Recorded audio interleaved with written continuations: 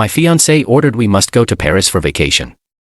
After I got laid off and was struggling financially, I replied Déjà vu. Then I got us to Paris, Texas.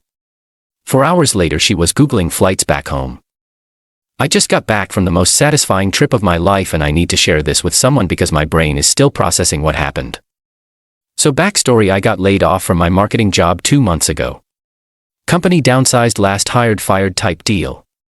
Been living off savings and unemployment, cutting every corner possible.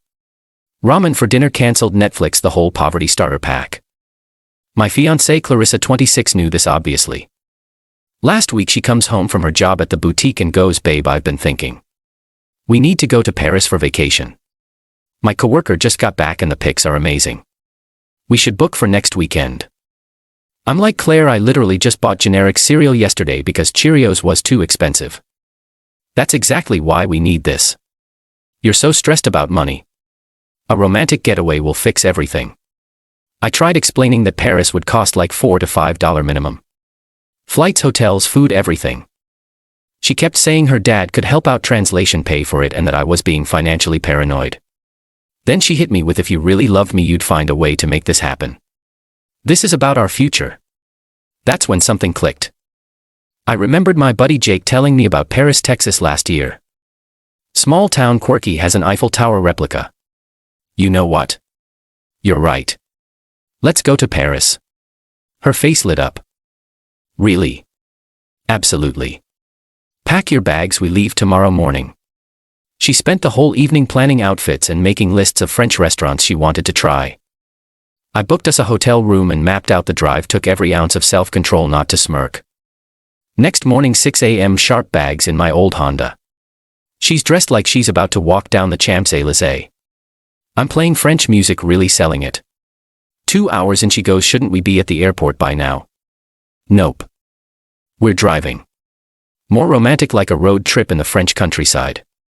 She bought it for another hour until she noticed the landscape looking suspiciously like Texas instead of, France. When we pulled up to the Paris, Texas visitor center with its tiny Eiffel Tower, the silence in my car was deafening. "What is this?" "This is Paris, babe. Just like you wanted." She spent the next 4 hours alternating between screaming at me and frantically Googling flights back home on her phone. I took pics by the Eiffel Tower, got some decent barbecue. Had a pretty good day, honestly. The drive back was tense. We're not speaking right now. She's staying at her parents' house. But honestly, I don't even feel bad. She knew our financial situation and still demanded an international vacation like I'm some kind of ATM. Am I the bad guy here? Part of me thinks I should apologize, but another part thinks she needed a reality check. Update 1. Will things escalated quickly? Thanks for all the comments on my last post. Really helped me realize I wasn't crazy. So Clarissa came back after a week at her parents'. I thought maybe we'd talk things out like adults. Nope. She walked in with her mom, Patricia, 50, who immediately started laying into me about humiliating their family and being emotionally abusive. Apparently taking your fiancé to Paris, Texas instead of Paris, France is now considered psychological warfare. Patricia goes, "Clarissa deserves someone who can provide for her properly. This little stunt proves you're not ready for marriage." Then Clarissa drops this gem. "I've been thinking and I want you to pay for a real Paris trip to make up for this. Consider it your apology." I laughed. Literally laughed out loud. "Clark, I'm still unemployed. I have about $800 in my checking account. Then get a loan or ask your parents or pick up a job.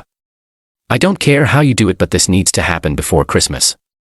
This is where it gets good."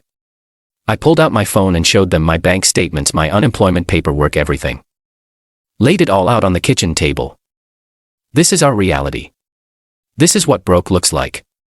If you want Paris, France, you pay for it. Patricia started screeching about how real men don't let their women pay for vacations. Clarissa said I was weaponizing poverty to control her.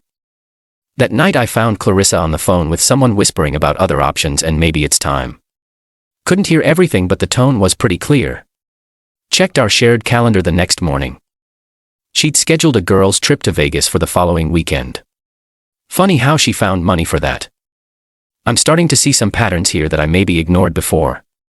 Like how she always forgot her wallet when we went out, or how she'd buy expensive stuff and then act shocked when I mentioned money was tight. Still staying strong though. If she wants Paris, she can book it herself. Update 2. Holy crap, you guys. I need to document this because it's getting wild. So remember how Clarissa was having whispered phone calls? Yeah. Those were with her ex. Marcus 29 found this out because she left her laptop open and her messages were synced. Apparently she'd been complaining to him about my financial situation and how I was holding her back. Marcus, who works in finance and makes decent money, was being very sympathetic. Lots of you deserve better and he doesn't appreciate you type messages. But here's the kicker. She told him she was single, like completely single. No mention of being engaged or living with someone. I screenshotted everything before she got back from work. When she walked in, I was sitting at the kitchen table with printed copies of their conversations. So Marcus seems nice. Her face went ghost white, started stammering about how it wasn't what it looked like. They were just friends. I was being paranoid, blah blah blah. Clark, you literally told him you were single and available. You made plans to meet him next weekend. That's when she flipped the script completely. Started yelling about how I violated her privacy and had no right to look at her messages. Said I was being controlling and abusive for questioning her friendships. Then she hit me with this. Maybe I am single. Maybe I've been thinking about whether I want to marry someone who can't even afford to take me on a proper vacation. I just stared at her. This girl who I'd been with for 3 years, who had supported through her dad's medical bills, who lived in my apartment rent-free for 8 months when she was between jobs. You know what, Clarissa? You're right. You are single. Took off my engagement ring and set it on the table. I want you out by the end of the week. She immediately backtracked, started crying, saying she didn't mean it, but now I was done. You don't get to threaten the relationship as leverage and then act shocked when someone calls your bluff. She's been staying at Patricia's ever since, but apparently that's not going well either. My neighbor mentioned seeing Clarissa crying in her car outside our building yesterday. Marcus ghosted her once he found out she was engaged, by the way. Saw that in the final messages before she changed her passwords. Update 3. You're not gonna believe this update. Seriously, I couldn't write this stuff if I tried. So Clarissa's been gone for about 2 weeks now, and I figured that was it. Wrong. Last Tuesday I get a call from my landlord, Mr. Peterson. Apparently Clarissa had been calling him claiming she was still living here and needed a key because she lost hers. She told him I was traveling for work and wouldn't be back for weeks. Peterson shut that down real quick since only my name is on the lease, but it was sketchy as hell. Then Thursday happened. I came home from a job interview, finally got some leads to find Clarissa sitting in my living room. She'd somehow gotten in through the balcony door, which I'd forgotten to lock. We need to talk. She says, all casual, like she didn't just commit breaking and entering. Turns out living with Patricia wasn't working out. Shocking. I know. Patricia apparently expected her to contribute to household expenses, clean up after herself, and follow house rules like some kind of reasonable adult. I made a mistake, Clarissa says. I was stressed about money too, and I handled it badly. We can work through this. I'm standing there thinking this has to be a joke. Also, she continues. I talked to my dad about the Paris thing. He's willing to pay for the trip as an early wedding present. We could go in spring. That's when I realized she still didn't get it. She thought this was about Paris. Like the issue was just the vacation and not her complete lack of respect for our financial reality. Clarissa, this isn't about Paris anymore. Then what's it about? I laid it out for her. The entitlement, the emotional manipulation, the lies to Marcus, the complete disregard for my feelings, breaking into my apartment. Her response, you're being dramatic. Every couple fights about money. Then she goes, look, I already told my dad we work things out. He's expecting us for dinner Sunday. I also called your mom and explained that you were going through a rough patch, but we're good now. The audacity was honestly impressive. She told our families we were back together without even talking to me. I need you to leave. Now. This is my home too. No. It's not. Your name isn't on anything. You don't pay for anything. You broke in here illegally. That's when she played her final card. If you don't take me back, I'll tell everyone you were abusive.